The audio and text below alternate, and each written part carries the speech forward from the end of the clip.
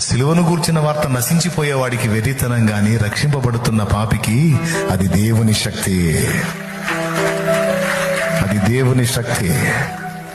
యూదులు సూచక్రియలు అడుగుతున్నారు, గ్రీసు దేశస్థులు జ్ఞానం వెతుకుతున్నారు. మేము సిలువ వేయబడిన క్రీస్తును ప్రకటిస్తున్నాం. అన్నిటికీ సమాధానం సిలువలోనే ఉంది.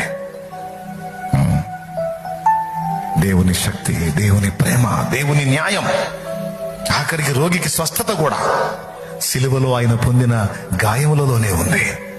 ఒక రోగికి స్వస్థత తెలుసా? అతడు పొందిన దెబ్బల చేత మనకు స్వస్థత. నిశ్చయముగా అతడు మన రోగములను భరించిన, మన వ్యసనములను సహించను.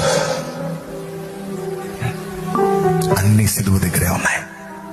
అంత విలువైన సిలువ నువ్వు ప్రకటించకపోతే ఎట్లా నానా? నోరు తెరవాలి నానా. ఎగతాళి చేయి నానా. నన్ను ఎగతాళి చేశారు నానా. కొద్ది కాలం గడిచింది నానా. తర్వాత వచ్చి సైలెంట్గా వచ్చి ప్రార్థన చేయి అన్నారు నాన్న. ఎగతాళి చేసావు కదా అంటే తెలియదులే, పర్లేదు, నేనేం అనుకోలేదా, ఇప్పుడైనా తెలుసుకున్నావు, సంతోషం అని ప్రార్థన చేసి. ఎంతమందో విలువ తెలియనప్పుడు ఎగతాళి చేస్తారు నాన్న. ఎగతాళి చేస్తున్నారని నువ్వు ప్రకటించడం అనుకుంటావా? సిలువ ప్రకటించబడకపోతే ఆ ఆత్మ నరకానికి పోయింది. యేసయ్య వాని కోసం చేసిన త్యాగం వృధా అయిపోయింది కదా నాన్న.